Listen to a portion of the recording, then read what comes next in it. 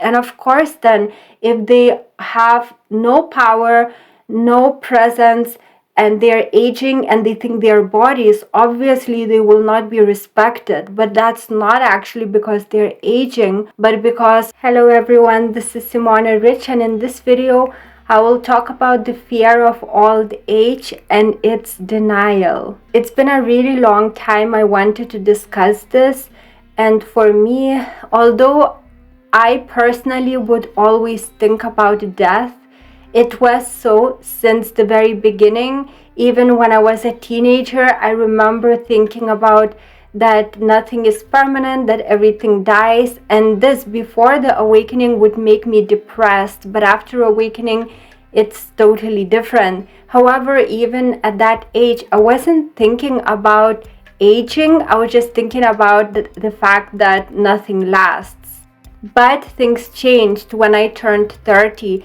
And I clearly remember when I was at that time in Sri Lanka in the bathroom, and it was the first time that in the mirror I saw some gray hairs. I think it was the first gray hair that I noticed, and I was shocked. Obviously, everyone ages and we see this all the time, but when this happens to you, these first signs of aging, it takes you by surprise, because deep inside all of us know that we are immortal. Our true beings are immortal. So when we see something that is mortal, this shell that we are wearing, and it starts aging, it's just shocking to see. Because when we are young, we don't think about it. We are just, doing whatever we are doing, not thinking about our body wearing out. And then when these first signs start, it's just shocking. But after a few days, I came to accept this fact. Nothing lasts in this world. Everything comes into being and then dissolves.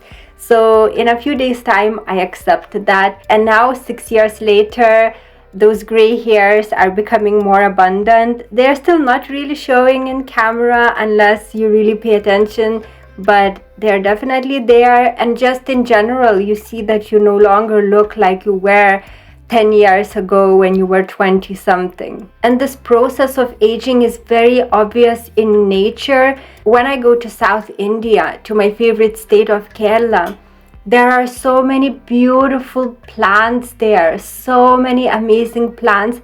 And then you see some of them are blossoming, and then those beautiful blossoms start drying out, and then they die, they are gone, they dissolve to be replaced by new blossoms. So your observation provides like this immortal background, and then you see everything changing.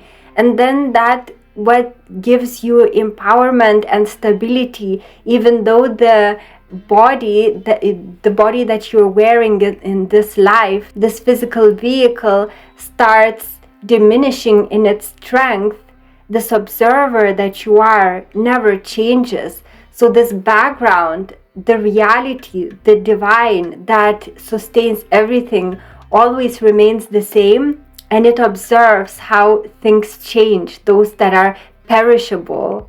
So when you really understand that you are that observer that never dies, and you observe this vehicle of yours that is aging, it becomes artistic. And when you really center yourself in that beingness, you see everything through the lens of love, because you are love. It's actually not even a lens. You are seeing everything from love, because that's what you are.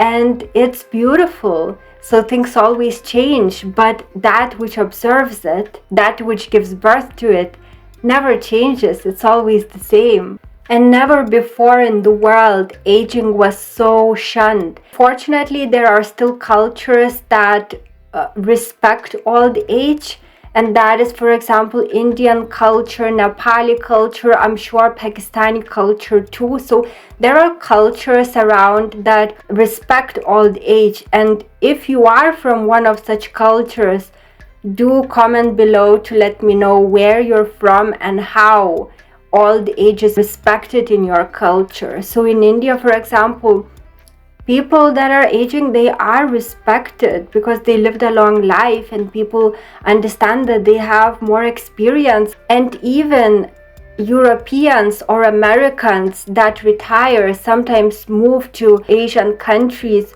so that they are respected, so that they are not treated like second-class citizens. However, in the West, and I speak especially from the perspective of Europe because I am from Europe, I live in Europe, old people are not respected. People don't want to see them, and that's because we are living in a very dark materialistic age that will become even worse later. And so people are focused only on what they see because they don't have that deeper dimension in them. They can't access it. So of course they will cling to their present vehicles, the physical vehicles, because that's what they think they really are. So when you really think you are that, of course you are going to cling to that, and you will desperately try to hold on to the passing youth.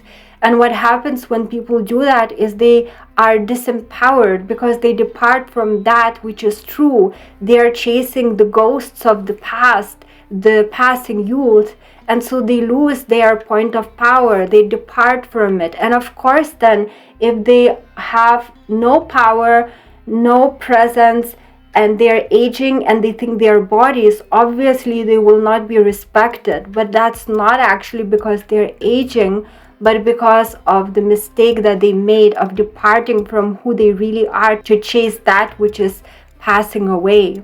So when you're aging, it's very important not to submit, or should I say, not to be a slave of today's ignorant culture where appearance is everything and play that stupid game, but to center yourself in who you are. And when you do that, when you accept your age, when you accept where you are in life, and you are fine with that, you're in harmony with that, then you start maturing. Because unfortunately, many old people today, they are totally immature because of the culture that we live in now, which doesn't value any depth, but they value only external appearances. So when you center yourself, you accept who you are, and when you don't pay so much attention to ego, your body, but you really try to understand why you're here on this earth, what's your purpose, what's your gift to the world, and you focus on developing that gift, then you gain a lot of power and you shine with a spiritual light, and people are attracted to you. They see through that aging body that which is immortal, and that's very attractive. So you see, for example, that Eckhart Tolle now has aged, but people love him the way that they loved before because he is not focused on his dying vehicle, his aging vehicle, but he's focused on the immortal message that he has to spread to the world. And I noticed the same thing in Vandana Shiva, who is trying to promote organic agriculture, and the deeper purpose of her existence is to save this physical world so that younger generations inherit the world that is thriving. So because she lives for that greater message and not for her small self, people love her, and she looks so empowered because what sustains her is that purpose that she lives for. And I know some Indian people will not like what I would say because they don't like that personality. But I noticed the same about Arundhati Roy. She's not focused on her appearance, she's focused on her message. So the message remains the same even though the external appearance changes. And it's so beautiful to see because again, she's living for the message, for the purpose, for something that lives on after she dies. And when people start changing, when they start aging, for example, some movie stars become very reclusive, that disempowers them because they value only that physical vehicle and they don't think there's any other value in them, and then people forget them as a result. But if you live for something greater than you, and you pay attention to that more than your physical vehicle, then this is what sustains you, this what gives you purpose, and this what others see. They see this immortal part of you shining through, and then it doesn't matter what age you are.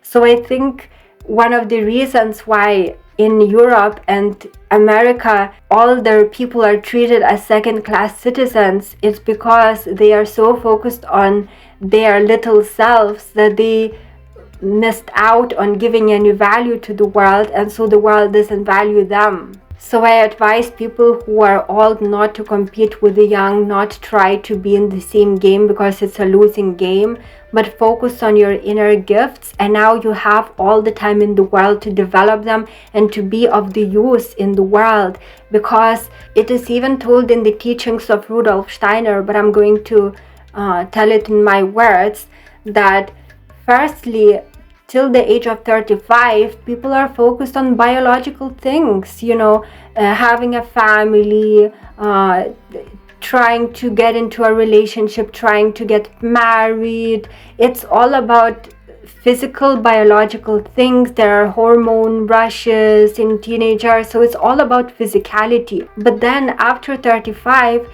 the energy starts decreasing, and it's because it's focused internally. So now after the age of 35 is the time to focus on spirituality and progress spiritually. There's a lot of spiritual progress that can be done after that age, because the energies are turning inwards anyway, and there's less and less energy for external things because you have entered another stage of life.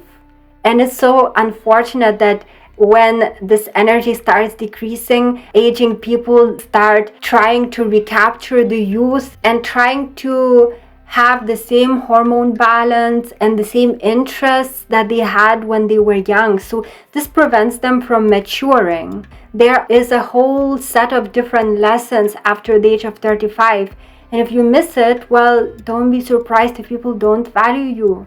Because you're in a losing game. You're trying to go back to that which is no longer in your life, which is no longer important. And for me, it's so amazing. Why would older people chase after the interests and the beingness of young people?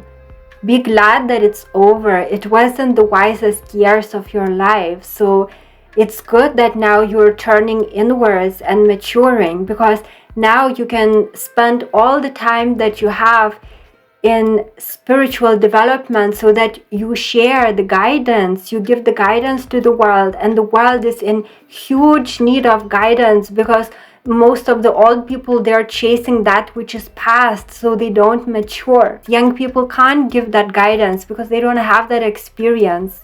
So what is the purpose in your life? What are you good at? Why you're here on this earth? Start thinking about this, start developing this, start being of real value to the world, and then you will never be seen as valueless in the society, no matter what age you are. Here you're watching only a part of this video. The full-length video is available for my Inner Circle members, and now my Inner Circle membership is just available for a one-off payment. So there's no longer a monthly payment required. This is the best time to get my membership, to be able to access all my exclusive videos and posts. So check the link below and sign up for my membership to access this video and all the other videos and articles. Thank you for watching, and see you in the next video.